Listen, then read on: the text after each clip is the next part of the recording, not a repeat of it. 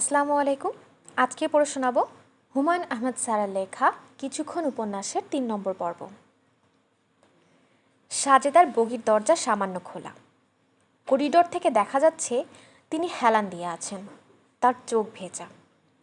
মাঝে মাঝে তিনি গায়ের পাতলা চাদর দিয়ে চোখ মুছছেন। চোখ মোছার কারণে ঠোঁটের পানের রসও মুখের নানান জায়গায় লাগছে।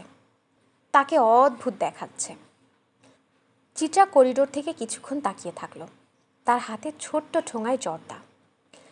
ট্রেন কিছুক্ষণের জন্যে কি একটা স্টেশনে থেমেছিল। পান সিগারেটওয়ালার কাছ থেকে সে ৫ টাকার জর্দা কিনেছে। চিত্রা বগিতে ঢুকবে কি ঢুকবে না বুঝতে পারছিল না। মোটামুটি অপরিচিত এক মহিলা চোখ ভাসিয়ে কাঁদছেন। এই সময় কি তাকে বিরক্ত করা উচিত? ব্যক্তিগত দুঃখ যাপনের সময় উপস্থিত হওয়া যায় না। চিত্রাকে বেশিক্ষণ দাঁড়িয়ে থাকতে হলো না। সাজেদা হাত ইশারায় তাকে ডাকলেন। চিত্রা বগিতে ঢোকা মাত্র তিনি বললেন, আমার ছেলেটিকে দেখেছ?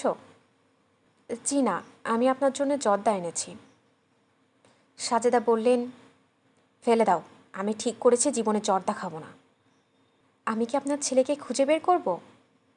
খুঁজে বের করতে হবে না, তুমি বসো, দরজা বন্ধ করে বসো, তোমাকে আমি কিছু কথা বলবো। চিত্রা দরজা বন্ধ করে পাশে বসল। সাজেদা বললেন, আমার ছেলের চেহারা দেখে কি কেউ বলবে সে হাড় বজ্জাত? কেউ বলবে না। শান্তশিষ্ট চেহারা, ভদ্র ব্যবহার, হাসি ছাড়া মুখে কথা নাই। তোমার সাথে নিশ্চয়ই হেসে হেসে অনেক কথা বলেছে, বলে নাই? জি বলেছেন। ম্যাজিক দেখায়াছে, তাই না? চিত্রা বিস্মিত হয়ে বলল, না তো। সাজেদা বললেন, গুণধর পুত্র, তার নানান গুণ। তিনি একজন শখের ম্যাজিশিয়ান। টাকার ভিতর দিয়ে পেন্সিল ঢুকাবে, টাকা ছিঁড়বে না। হাতে পয়সা নিয়ে অদৃশ্য করে ফেলবে, তারপর কারো নাক থেকে বের করবে। তাসের 3টা সাহেব হয়ে যাবে, 3টা বিবি। ম্যাজিকের সব জিনিস সব সময় তার পকেটে থাকে। তোমাকে এখনো দেখায়নি? না। দেখাবে, কিছুক্ষণের মধ্যেই দেখাবে। পয়সা বের করার কথা বলে তোমার কানে হাত দেবে, নাকে হাত দেবে। মেয়ে ছেলের গায়ে হাত দেওয়ায় আনন্দ আছে না, মহানন্দ। আপনি মনে হয় ওনার উপর খুব রেগে আছেন। সাজেদা কড়া গলায় বললেন, রেগে থাকবো কেন? আমি তার উপর দিলখোশ। সেখানে ঢুকলেই তাকে আমি কোলে বসিয়ে গালে চুমা দিব, আর ও আমার সোনা বাবা, ও আমার বাবা বলে মাথায় হাত বুলাবো। সে একবার কামরায় ঢুকে দেখুক। কত বড় সাহস, আমার সঙ্গে গলা উঁচিয়ে কথা বলে, বুক ফুলিয়ে বলে আমি কয়েকবার মদ খেয়েছি। কি বিরাট কাজ করে ফেলেছে। তোমার মা হিসেবে আমার কত গর্ব হচ্ছে। আমার সোনা মানিক মদ খায়, কি আনন্দ! এত আনন্দ আমি রাখি কোথায়? আমার সোনা মানিককে মদ খাওয়ার জন্য সোনার মেডেল দেব। মেডেলে লেখা থাকবে মদারু শ্রেষ্ঠ।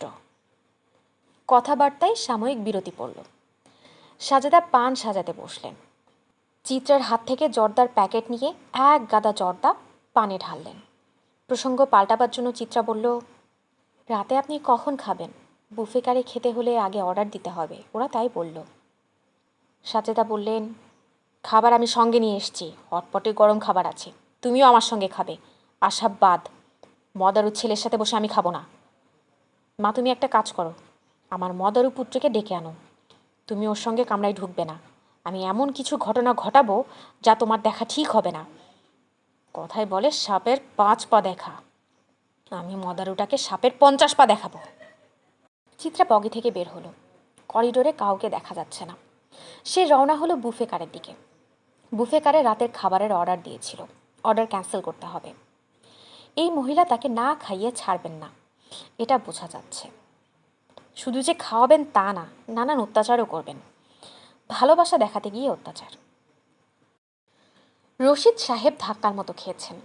ডাক্তার ছেলেটা যে এত ওস্তাদ তিনি কল্পনাও করেননি। তার মতো সজাগ চোখের একজন মানুষকে বোকা বানানো সম্পূর্ণ অসম্ভব, অথচ এই ছেলে তাই করেছে। চোখের সামনে 5 টাকার একটা কয়েন অদৃশ্য করেছে। কোটের হাতায় লুকিয়ে রাখার প্রশ্নই ওঠে না। কোটের হাতা সে গুটিয়ে নিয়েছে। একটা বস্তু হঠাৎ অদৃশ্য হতে পারে না। ভোলাটাইল কোনো বস্তু অদৃশ্য হলে বলা যেত যে হাতের মুঠোর উত্তাপে বস্তুটা বাষ্প হয়ে গিয়েছে। 5 টাকার কয়েন কোনো ভোলাটাইল বস্তু না। আশা বলল, স্যার আপনার মনে হয় ম্যাজিকটা খুব পছন্দ হয়েছে। রশিদ সাহেব বললেন, পছন্দ হওয়ার কিছু না, এটা নতুন কেনা শার্ট না যে পছন্দ হবে। আমি বিভ্রান্ত হয়েছি। কেন বিভ্রান্ত হয়েছি এটা বের করতে হবে। আমি অল্প বুদ্ধির মানুষ না যে যাই দেখাবে তাতেই বিভ্রান্ত হব। অতি বুদ্ধিমানরাই সহজে বিভ্রান্ত হয়। Don't talk nonsense. আশাব চুপ করে গেল। বৃদ্ধের হতচকিত অবস্থাটাই সে খুবই মজা পাচ্ছে। কাউকে ম্যাজিক দেখিয়ে এত আরাম এর আগে সে পায়নি। স্যার, আরেকটা খেলা কি দেখাবো? রুমালের কালার চেঞ্জ। লাল রঙের রুমাল প্রথমে হবে সবুজ, তারপর হবে সাদা। যেটা দেখিয়েছ সেটা রহস্য আগে বের করি। সম্পূর্ণ নতুন দিক থেকে চিন্তা শুরু করেছি, এতে মনে হয় কাজ হবে। রশিদ সাহেব গ্লাসে হুইস্কি ঢালতে ঢালতে বললেন, তোমাকে কি আরেক পেগ দেব? দিন। তোমার দুটো হয়েছে, এটা নিলে হবে থার্ড। মেজাজ ফুরফুরে করার জন্যে তিনটার কোনো বিকল্প হয় না। ইংরেজিতে এই কারণেই বলে 3 ইজ কোম্পানি। সেটা তো মানুষের জন্যে। মানুষের জন্যে যেটা সত্যি, হুইস্কির জন্যেও সেটা সত্যি। আশাব নিজের গ্লাস হাতে নিতে নিতে বলল, ম্যাজিকটার রহস্য উদ্ধারে নতুন কোন দিক থেকে অগ্রসর হচ্ছেন একটু কি বলবেন? অবশ্যই বলবো। যখন চিন্তা শুরু করব তখন বলবো। এখনও চিন্তা শুরু করিনি, এখন ব্রেনটাকে রেস্ট দিচ্ছি। কিভাবে রেস্ট দিচ্ছেন? সম্পূর্ণ অন্য বিষয় নিয়ে চিন্তা করছি। অন্য বিষয়টা কি জানতে চাও? চাই। বৃদ্ধ সিটে পা তুলে আরাম করে বসতে বসতে বললেন, এই ট্রেনের যাত্রীর সংখ্যা আমার কাছে আছে। সর্বমোট যাত্রী সংখ্যা 622 যোগ 18 যোগ 4 যোগ 2 যোগ 3, অর্থাৎ 649। আশাব বলল, এর মধ্যে কিছু বিভিন্ন স্টেশনে নামবে, কিছু উঠবে। তা ঠিক, তবে গড় সংখ্যা 649। জি। এই যাত্রীদের মধ্যে একজন মৃত। জি। একজন আছে যে সবচেয়ে জ্ঞানী। আশা বলল, সবচেয়ে জ্ঞানী আপনি হওয়া সম্ভব। তা সম্ভব, তবে আমার চেয়েও জ্ঞানী কেউ থাকতে পারে। আমার সাফল্য বেশি। সাফল্য এবং জ্ঞান এক না। আশা বলল, মানলাম। একজনকে পাওয়া যাবে সবচেয়ে বোকা, একজন থাকবেন সবচেয়ে ধার্মিক। এক মাওলানা সাহেব যাচ্ছেন, সারাক্ষণ তসবি টানছেন, উনি হবেন সবচেয়ে ধার্মিক। বৃদ্ধ বললেন, মাওলানাকে আমিও দেখেছি। হ্যাঁ, সে হতে পারে। একজন হবে সবচেয়ে ক্ষমতাধর। আশা বলল, সেটা কি আমি জানি। এই ট্রেনে স্বরাষ্ট্রমন্ত্রী যাচ্ছেন, তিনি সেলুন কারে। স্বরাষ্ট্রমন্ত্রী কি সবচেয়ে ক্ষমতাধর? জি স্যার। ওনার নামটা জানা দরকার। নাম দিয়ে কি করবেন? নাম দিয়েও একটা খেলা করা যাবে। ধরো ওনার নাম যদি হয় জলিল, তাহলে আমরা দেখব যাত্রীদের মধ্যে কতজন জলিল আছে। এই জলিলদের মধ্যে সামাজিক অবস্থা কার কি। তাদের জন্ম তারিখ যদি বের করা যায় তাহলে আমরা হিসাব করব একই দিনে জন্মেও সামাজিক অবস্থানে এখন কে কোথায়। লাভ কি? লাভ লোকসান দিয়ে চিন্তা করছো কেন? আমরা কি ট্রেনে ব্যবসা করতে এসেছি? আমাদের কি ব্যালেন্স শিট তৈরি করতে হবে? তুমি চেষ্টা করে দেখো তো মন্ত্রীর নামটা জোগাড় করা যায় কি না। ক্লাসটা শেষ করে তারপরে যাও। লাস্ট একটা কি খাবে? নাম্বার 4। এখনই মাথা ঘুরছে, আর খাওয়া ঠিক হবে না। পিথাগোরাসের ধারণা 4 একটি ম্যাজিক্যাল নাম্বার। সংখ্যার ধারায় 4 হচ্ছে প্রথম সংখ্যা যার বর্গমূল হয়। বর্গমূল আবার প্রাইম নাম্বার। দিক আছে 4টা, পূর্ব পশ্চিম উত্তর দক্ষিণ। আশা বলল, আপনি যেভাবে ব্যাখ্যা করলেন তাতে 4 পর্যন্ত যাওয়া যায়। 4 পর্যন্ত না গেলে পিথাগোরাসের প্রতি অসম্মান করা হবে। ঠিক বলেছ। তুমি মন্ত্রীর নাম জেনে আসো, ততক্ষণ আমি তোমার ম্যাজিকের রহস্যটা চিন্তা করি। তারপর আমরা মহান পিথাগোরাসকে সম্মান দেখাবো। আশহাব কামরা থেকে বের হয়েই চিত্রার সামনে পড়ে গেল। চিত্রা বলল, আপনাকেই তো খুঁজছি। কেন? আপনার মা আপনার জন্য ব্যস্ত হয়ে আছেন। তাকে আরও ব্যস্ত হতে বলুন। উনি আমার জন্য ব্যস্ত, কিন্তু আমি এই মুহূর্তে অন্য কাজে ব্যস্ত। চিত্রা বলল, অন্য কাজটা কি? এই ট্রেনে স্বরাষ্ট্রমন্ত্রী যাচ্ছেন। আমার বর্তমান মিশন তার নাম জানা। তার নাম AKK। AKK মানে? আবুল খায়ের খান। ওনার জন্ম তারিখ জানেন? জন্ম তারিখ তো জানি না, জন্ম তারিখ দিয়ে কী হবে? ওনার রাশি গণনা করব। উনি কোন রাশির জাতক, ওনার শুভ সংখ্যা কী ইত্যাদি বের করা হবে। চিত্রা বলল, আপনার কি হয়েছে একটু বলবেন? আপনার কথা জড়িয়ে যাচ্ছে, আপনি এলোমেলো পা ফেলছেন। আমার কি হয়েছে আপনি সত্যি জানতে চান? চাই। 3 পেগ হুইস্কি খেয়েছি, কিছুক্ষণের মধ্যে আরেক পেগ খাবো, তখন হবে 4 পেগ।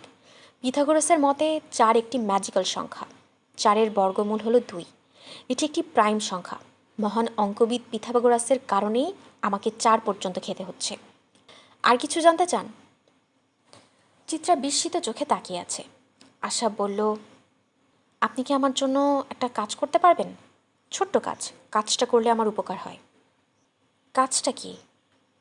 আমার মাকে গিয়ে বলবেন যে তার গুণধর পুত্র মদ খাচ্ছে। Green level whisky. ভালো কথা। মন্ত্রীর নামটা আরেকবার বলুন, ভুলে গেছি। আবুল খায়ের খান। গুড। মাওলানা সাহেবের নামটা জানতে পারলে ভালো হতো, ওনার নামের প্রয়োজন পড়তে পারে। কোন মাওলানা? আছে একজন, 7 নম্বর বগিতে আছেন। ধারণা করা যাচ্ছে যে উনি ট্রেনের 649 জন যাত্রীর মধ্যে সবচেয়ে ধার্মিক। আশা রশিদ সাহেবের কামরায় ঢুকে দরজা শব্দ করে বন্ধ করে ফেলল। কামরার বাইরে হতভম্ব অবস্থায় চিত্রা দাঁড়িয়ে আছে। মৌলানা সাহেবের নাম আজিজুর রহমান। বয়স 30 থেকে 35। রোগা পাতলা চেহারায়, থুতনিতে সামান্য দাড়ি। মৌলানা সাহেব মনে হচ্ছে শৌখিন মানুষ। গায়ের পাঞ্জাবিটা দামি, ফুলের নকশা কাটা। পাঞ্জাবির উপর যে শালটা দিয়েছেন সেই শালও যথেষ্ট দামি। মাথার টুপিটা রঙিন নকশাদার। মৌলানা স্ত্রীর সঙ্গে রাগারাগি করেছেন, তবে গলা নামিয়ে। রাগারাগির কারণ, তার স্ত্রী আফিয়া মাগরিবের নামাজ পড়েন। মৌলানা বললেন, নামাজটা কেন পড়লে না একটু বলো তো শুনি? তুমি জানো নামাজ কাজা করতে দেখলে আমার ভালো লাগে না। আফিয়া বলল, আমার শরীরের যে অবস্থা, নিচু হতে পারি না, সিজদায় যাব কিভাবে? বসে বসে নামাজ পড়ো, তোমার এই অবস্থায় বসে নামাজ জায়েজ আছে। আফিয়া বলল, আমার অবস্থা দেখলে আল্লাপাক বলতেন, যা বেটি, তোর নামাজ এখন মাফ। মৌলানা স্ত্রীর বেয়াদবিতে কিছুক্ষণের জন্য বাক্যহারা হলেন। নিজেকে সামলাতে সময়ও লাগল। কর্ম, ধর্ম, আল্লাপাক, এই সব অতি গুরুতর বিষয় নিয়ে আফিয়ার হালকা কথাবার্তার অভ্যাস আছে। আগে অনেকবার লক্ষ্য করেছেন, অনেকবার নিষেধও করেছেন। আফিয়া, জি? তুমি একটু আগে মস্ত বড় একটা গুনার কাজ করেছ। তবা করো, তবা করার পর কাজা নামাজ পড়ো। কিভাবে তবা করব? আমার সঙ্গে বলো, আল্লাহুমা মাগফিরলি ওয়ারহামনি। আফিয়া 3 বার বললেন। তোমার অজু আছে না? আছে। জানালার সামনে বসে বসে পড়ো, জানালাটা পশ্চিম। ট্রেন যখন ঘুরবে তখন তো কেবলা বদলে যাবে। মৌলানা বিরক্ত গলায় বললেন, চলন্ত ট্রেনে নামাজে দাঁড়াবার সময় কেবলা ঠিক করে নিতে হয়, এরপরে কেবলা বদলে গেলে অসুবিধা নাই। আফিয়া বললেন, আপনি আমার জন্য আরেক বোতল পানি আনেন, পানি খেয়ে তারপর নামাজ পড়ব। মৌলানা বললেন, আগের বোতলের পানি তো শেষ করো নাই, অর্ধেক এখনও আছে। আফিয়া, তুমি নামাজ না পড়ার বাহানা করছো, আল্লাহ পাক খুবই রাগ হবেন। আফিয়া বলল, আপনাকে একটা সত্যি কথা বলি, আমি এখন নামাজ পড়লেই আল্লাহ পাক রাগ করবেন, আমার পানি ভাঙছে। আপনি চিন্তায় পড়বেন বলে কিছু বলি নাই, ট্রেনেই আমার সন্তান হবে, আপনি খোঁজ নেন ট্রেনে কোনো ডাক্তার আছে কিনা। কথা শেষ করার আগেই প্রবল ব্যথায় আফিয়া মুখ বিকৃত করল। চাপা গলায় তার মাকে ডাকল, মা, মা গো। মৌলানা হতভম্ব হয়ে তাকিয়ে রইলেন। এই কি মুসিবত! আল্লাহ পাকের এটা আবার কোন পরীক্ষা? এই মুহূর্তে হতভম্ব অবস্থায় অন্য যে ব্যক্তি মোবাইল হাতে দাঁড়িয়ে আছেন তার নাম AKK, স্বরাষ্ট্রমন্ত্রী আবুল খায়ের খান। তিনি কোন দলের মন্ত্রী তা ব্যাখ্যা করার কোনো প্রয়োজন নেই, সব দলের মন্ত্রী এক। তাদের মধ্যে গুণগত প্রভেদ যেমন নেই, দোষগত প্রভেদও নেই। তাদের সঙ্গে গ্রাম্য বাউলদের কিছু মিল আছে। বাউলরা যেমন বন্দনা না গেয়ে মূল গান গাইতে পারেন না, এরাও সেরকম নিজ নিজ নেত্রীর বন্দনা না গেয়ে কোনো কথা বলতে পারেন না। আবুল খায়ের খান সাহেবের হাতে মোবাইল। তিনি মোবাইল বন্ধ করার পরেও মোবাইলের দিকে তাকিয়ে আছেন। তার গলায় টক ভাব হচ্ছে। প্রচণ্ড অ্যাসিডিটি হলে এরকম হয়, কিছুক্ষণের মধ্যেই বুক জ্বালা শুরু হবে। মন্ত্রী মহোদয়ের বুক জ্বালার কারণ অ্যাসিডিটি না, তিনি এইমাত্র জেনেছেন তার মন্ত্রিত্ব নেই। আসল জায়গা থেকে খবর এখনও আসেনি, যে জায়গা থেকে এসেছে সেটাও নির্ভরযোগ্য। তিনি ইচ্ছা করলেই আরও কয়েকটা টেলিফোন করে মূল সত্যটা জানতে পারেন। এই মুহূর্তে ইচ্ছা করছে না। মন্ত্রী মহোদয়ের স্ত্রী সুরমা হাতে টমেটো জুস নিয়ে এগিয়ে এলেন। আহ্লাদি গলায় বললেন, এই গান কখন শুরু হবে? যমুনা আর তার বর গান শুনতে চাচ্ছে। যমুনা সুরমার ছোট বোন। গত সপ্তাহে সেনাকুঞ্জে তার বিয়ে হয়েছে। বিয়ের পর তার মন্ত্রী দুলাভাই তাদের দেশের বাড়িতে বেড়াতে নিয়ে যাচ্ছেন। আনন্দ ফুর্তি করতে করতে যাওয়া হবে ভেবেই ট্রেনে যাওয়া হচ্ছে। সেলুন কারে নানান আনন্দ ফুর্তির ব্যবস্থা। একটা ব্যান্ড দল যাচ্ছে, ব্যান্ডের নাম হাঙ্গরি। ভিডিও ম্যানও যাচ্ছে, তার দায়িত্ব ভিডিও করা। কোনো আনন্দ যেন বাদ না পড়ে। ঢাকা ক্লাব থেকে একজন বারটেন্ডার নেওয়া হয়েছে, যে ককটেল বানানোই ওস্তাদ। সম্প্রতি সুরমার ককটেলে আসক্তি হয়েছে। তিনি বিশেষ বিশেষ পার্টিতে ককটেলের ব্যবস্থা রাখেন। সিঙ্গাপুর থেকে ককটেল বানানোর একটা বইও কিনেছেন। তার ইচ্ছা আজ বই দেখে কয়েকটা আইটেম বানাবেন। সুরমা বললেন, এই কথা বলছো না কেন? গান কি শুরু হবে? মন্ত্রী শুকনো গলায় বললেন, তোমার শরীর খারাপ নাকি? অ্যাসিডিটি হচ্ছে। সুরমা উদ্বিগ্ন গলায় বললেন, অ্যান্টাসিড খেয়ে এক গ্লাস ঠান্ডা দুধ খাও। দুধ নিয়ে এসেছি, দেব? দাও। একটু আগে টেলিফোন কে করেছে? অফিস থেকে। সুরমা বিরক্ত গলায় বললেন, তারা কি একটা সেকেন্ডের জন্যও তোমাকে বিশ্রাম দেবে না? দিন রাত কাজ করতে হবে। মোবাইলটা অফ করে রাখো তো। মন্ত্রী তো আরও আছে, একমাত্র তোমাকেই দেখলাম জীবনটা দিয়ে দিচ্ছ। নেত্রীর এত কাছের যে সালাম সাহেব, সন্ধ্যার পরেই তো সে বোতল নিয়ে বসে, তখন তো তার টিকিরও দেখা পাওয়া যায় না। মন্ত্রী বললেন, থামো তো। থামবো কেন? সত্যি কথা বলতে আমি ভয় পাই না। আমি সালাম সাহেবের মুখের উপর এই কথা বলতে পারবো। তার স্ত্রী গত 1 মাসে 3 বার বিদেশ গেছে। বেইজিং থেকে একটা খাট কিনে এনেছে $21,000 দামে। টাকা কোত্থেকে আসে আমি জানি না।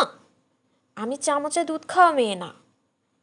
সুরমা টমেটো জুসের গ্লাস নিয়ে খাস কামরার দিকে রওনা হয়েছেন। যমুনা তার স্বামী ফয়সলকে নিয়ে সেই কামরাতেই আছে। দুইজন হাত ধরাধরি করে বসেছিল। সুরমাকে দেখে হাত ছেড়ে দিল। সুরমা বললেন, ফয়সল, তুমি আমাকে দেখে লজ্জা পাচ্ছ কেন বলো তো? স্ত্রীর হাত ধরে বসে থাকবে না তো কার হাত ধরে বসবে? আমার মধ্যে কোনো রকম প্রিজুডিস নেই। সুরমার পড়াশোনা ক্লাস 6 পর্যন্ত। তার দ্রুত উন্নতি হয়েছে। কথাবার্তায় তিনি এত চমৎকার করে ইংরেজি শব্দ ব্যবহার করেন যে তার শিক্ষা দীক্ষা নিয়ে বিভ্রান্ত হয়। প্রিজুডিস শব্দটা গত সপ্তাহে শিখেছেন। এর অর্থ মন খোলা, যে কোনো কিছুতেই কিছু মনে করে না। সুযোগ পেলেই সুরমা প্রিজুডিস শব্দটা ব্যবহার করেন, যাতে সরগর হয়ে যায়। সুরমা বসতে বসতে বললেন, ফয়সল, 1 গ্লাস টমেটো জুস খাবে? খেয়ে দেখতে পারো। সামান্য ভদকা দেওয়া হয়েছে টমেটোর গন্ধ দূর করার জন্যে। এরা ব্লাডি মেরি না কি কি যেন বলে। ফয়সল বলল, খেয়ে দেখতে পারি। যমুনা বলল, বড়পা, ও খেলে আমাকেও একটু দিতে হবে। আমি কোনোদিন ভদকা খাইনি, আজ খেয়ে রাশিয়ান হয়ে যাব। আমার নাম হবে যমুনা ভস্কি। সুরমা বললেন, তুই ভদকা খাবি মানে পাগল নাকি? এইসব বললে হবে না, আমিও 1 চুমুক খাবো। 1 চুমুক খেলে কি হয়? আমি যমুনা ভস্কি হব। যমুনা বললেন, ঠিক আছে, তোকে দেবো 1 গ্লাস। খ্যান খ্যান বন্ধ করে তো দুলাভাইকে 1 গ্লাস দুধ দিয়ে আয়। ওর অ্যাসিডিটি হচ্ছে। কোনো বিশ্রাম নাই, কিছু নাই, শুধু কাজ কাজ আর কাজ। অ্যাসিডিটি তো হবেই। একটু বেড়াতে যাচ্ছে, এর মধ্যেও টেলিফোনের পর টেলিফোন। যমুনা বলল, আপা, দুলাভাইকে বলো মোবাইল সেটটা জানলা দিয়ে ফেলে দিতে। ময়মনসিংহে পৌঁছে আর একটা কিনে নেবে। তুই কি যে পাগলের মতো কথা বলিস? দিনের মধ্যে 10 বার প্রধানমন্ত্রী টেলিফোন করেন। সেট ফেলে দিলে উনার কল কে রিসিভ করবে? প্রধানমন্ত্রীর সবচেয়ে কাছের মানুষ বলতে এখন সেই। মন্ত্রী মহোদয়ের কাছে টেলিফোন এসেছে। টেলিফোন করেছেন তার বড় ছেলে ইমতিয়াজ। ইমতিয়াজের গলার স্বর চাপা, ভীত ভাবও আছে। বাবা। হুম। ভালো আছো বাবা? হুম। আমার বিষয়ে কি কেউ তোমাকে টেলিফোন করেছে? না। তুই কি নতুন কোনো ঝামেলা পাকিয়েছিস? হুম। বাবা, তোমরা কি মজা করছো? গানের দলটা কেমন? জানি না কেমন, গান শুরু হয়নি। আচ্ছা বাবা শোনো, আমি ছোট্ট একটা ঝামেলায় পড়েছি। কি ঝামেলা? কিছু দুষ্টু লোক আমাকে ফলস অ্যাকুজিশন দিচ্ছে আমি নাকি একটা মেয়েকে রেপ করেছি। অথচ ঘটনা ঘটে তখন আমি নারায়ণগঞ্জে আমার এক বন্ধুর বাসায় ছিলাম। তুমি বিখ্যাত মানুষ হওয়ায় সবাই লেগেছে আমার পেছনে। আমাকে দিয়ে তারা তোমার ক্যারিয়ার নষ্ট করতে চায়। মেয়েটা এখন আছে কোথায়? হাসপাতালে। পুলিশ কেস হয়েছে? ওরা কেস করতে গিয়েছিল, ওসি সাহেব কেস নেননি। উনি খুবই ভদ্রলোক, আমাকে টেলিফোন করে বলেছেন চিন্তা না করতে। পত্রিকায় জানাজানি হয়েছে? এখনও হয়নি, পত্রিকা চেক দেওয়ার ব্যবস্থা করেছি। কিভাবে? টাকা পয়সা দিয়ে। তৌহিদ আছে আমার ফ্রেন্ড, সে এইসব ব্যাপারে ওস্তাদ। টেলিফোনের লাইন কেটে গেল। আবুল খয়ের খান সাহেব কপালের ঘাম মুছলেন। তার ছেলে এখনও মন্ত্রিত্ব যাওয়ার খবরটা জানে না, কিছুক্ষণের মধ্যেই জেনে ফেলবে। তখন কি হবে? মন্ত্রিত্ব চলে যাওয়া পিতার পুত্ররা ভয়াবহ অবস্থায় পড়বে, এটা তো জানা কথা। ইমতিয়াজ অ্যারেস্ট হবে আজ রাতেই। কোর্টে চালান করা মাত্র কোর্ট 3 দিনের রিমান্ড দিয়ে দেবে। আবুল খায়ের খান সাহেব দীর্ঘ নিঃশ্বাস ফেললেন। মন্ত্রী থাকতে থাকতে ছেলের বিয়ে দিতে পারলেন না। দিতে পারলে উপহার দিয়ে ঘর ভর্তি করে ফেলতেন। গাড়ি পাওয়া যেত কম করে হলেও 2টো। নিউ টেক্সটাইলের মালিক মজিদ সাহেব তো বলেই রেখেছেন ছেলের বিয়েতে অন্তত 6 মাস আগে আমাকে খবর দিবেন। আমি জাপান থেকে ব্র্যান্ড নিউ গাড়ি আনিয়ে দেব। আপনার ছেলে তার চাচার কাছ থেকে একটা নতুন গাড়ি পাবে না তো কে পাবে? সুরমা নিজেই গ্লাসে করে দুধ এনেছেন। তিনি স্বামীকে আদুরে গলায় বললেন, এক চুমুকে খেয়ে ফেলো তো। এই নাও অ্যান্টাসিড, দুধ খাওয়ার পর একটা ট্যাবলেট খাবে। খায়ের সাহেব দুধের গ্লাসে চুমুক দিলেন। সত্যিই বুক জ্বালাপোড়া করছে। সুরমা বললেন, এই শোনো, ইমতিয়াজ এই মাত্র টেলিফোন করেছে। শত্রুতা করে কে নাকি তাকে ফাঁসাতে চেষ্টা করছে। ধানমন্ডি থানার ওসি সাহেবকে একটু বলে দিও। নাকি আমি বলবো? তোমার বলার দরকার নাই। আমি বলতে পারি, আমাকে উনি খুবই সম্মান করেন। খায়ের সাহেব বললেন, বললাম তো তোমাকে টেলিফোন করতে হবে না, যা বলার আমি বলবো। বাবুর্চি জিজ্ঞেস করছিল ডিনার কখন দিবে, ঠিক 10টার সময় দিতে বলবো? বলো। দুধের গ্লাস হাতে নিয়ে বসে আছো কেন? খাও। তুমি তোমার কাজে যাও, আমি সময় মতো খেয়ে নেব। তুমি একা একা বসে আছো কেন? এসো সবাই গল্প করি। খায়ের সাহেব বিরক্ত ভঙ্গিতে বললেন, আমাকে কিছুক্ষণ একা থাকতে দাও। তোমার সমস্যা কি? 10টা না 15টা না একটা মাত্র শালি। আয়োজন করে বেড়াতে নিয়ে যাচ্ছ, একটাও কথা বলছো না। ওরা কি মনে করবে? যমুনার হাজবেন্ড কি যে ভালো জোক বলতে পারে, শুনলে হাসতে হাসতে পেট ফেটে যাবে। এসো জোক শুনে যাও। একটা জরুরি টেলিফোন করে আসি, 5 মিনিট দাও। মনে থাকে যেন 5 মিনিট। আমি কিন্তু ঘড়ি দেখব। 5 মিনিটের মধ্যে না এলে যমুনা এসে তোমাকে অ্যারেস্ট করে নিয়ে যাবে। সুরমা দ্রুত কেবিনের দিকে রওনা হলেন। তখনই ছোট্ট অঘটন ঘটল। সেলুন কারের একজন অ্যাটেন্ডেন্টের সঙ্গে তার ধাক্কা লেগে গেল। অ্যাটেন্ডেন্টের হাতে ট্রেতে 3টা টমেটো জুসের গ্লাস। একটা গ্লাস গড়িয়ে পড়ল সুরমার শাড়িতে। সুরমা কঠিন গলায় বললেন, এই স্টুপিড, তুমি কি অন্ধ? জবাব দাও, তুমি কি অন্ধ? এই শাড়ির দাম জানো কত? অ্যাটেন্ডেন্ট বেচারা গেল হকচকিয়ে। এইবার তার হাতের ট্রে পড়ে গেল। দ্বিতীয় গ্লাসটাও গড়িয়ে পড়ল। সুরমা চেঁচিয়ে বললেন, এই স্টুপিডটাকে এখানে কে এনেছে? এই বেটা বদমাস, কানে ধর, কানে ধর বললাম। খান সাহেব বললেন, সুরমা বাদ দাও তো। সুরমা কঠিন গলায় বললেন, আমার অ্যাডমিনিস্ট্রেশনে তুমি নাক গলাবে না। এদের শাস্তি না দিলে এরা ঠিক হবে না।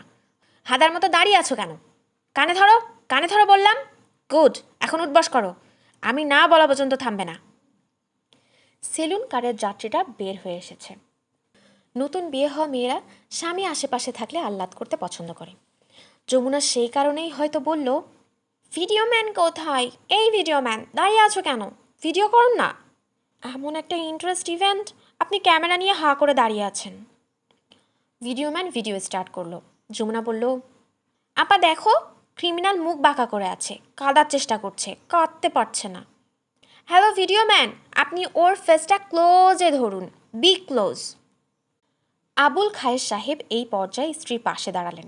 তার কানের কাছে মুখ নিয়ে ফিসফিস করে বললেন, খুব জরুরি কথা, ওইদিকে চলো, এক্ষুনি এসো, রাইট নাও। সুরমা অনিচ্ছায় এগিয়ে গেলেন। কানে ধরে উঠবোসের দৃশ্য ভিডিও হচ্ছে, দেখতে তার মজা লাগছে। সুরমা বললেন, কি বলতে চাও? আবুল খায়ের বললেন, আমার মন্ত্রিত্ব নেই। কি বললে? 1 ঘন্টা আগে খবর পেয়েছি, তোমরা আপসেট হবে বলে তোমাদের বলিনি।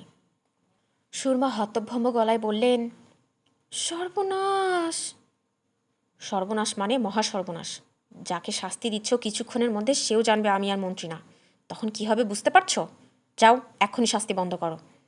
যমুনা আর তার স্বামীকে এক্ষুনি কিছু বলার দরকার নেই, তাদেরকে পরে জানালেও হবে। সুরমা কানে ধরে উঠবোস করা দৃশ্যের কাছে এগিয়ে গেলেন। কাঁপা কাঁপা গলায় বললেন, ও হয়েছে হয়েছে, আর লাগবে না। অ্যাক্সিডেন্ট সবারই হয়। আমি নিজে কতবার হাত থেকে গ্লাস ফেলেছি। আমার নিজের মেজাজ অন্য একটা কারণে খারাপ ছিল, ওভার রিঅ্যাক্ট করে ফেলেছি। এই তোমার নাম কি? সবুর। সুরমা হ্যান্ডব্যাগ খুলতে খুলতে বললেন, 100টা টাকা রাখো, চা নাস্তা খেও। সবুর টাকা নিল না, মেঝেতে পড়ে থাকা গ্লাস নিয়ে সেলুন কার্ট থেকে বের হয়ে গেল। যমুনা বলল, কত বড় বেয়াদব দেখেছো আপা, থাপড়ায় দাঁত ফেলে দেওয়া উচিত ছিল। তুমি আবার মহিলা হাজি মোহাম্মদ মহসিন হয়ে গেলে, 100 টাকা বকশিস। কিছুক্ষণ উপন্যাসের 3 নম্বর পর্ব এখানেই শেষ। এর পরের পর্বগুলো নিয়ে খুব শীঘ্রই আসছি আমাদের ইউটিউব চ্যানেলে।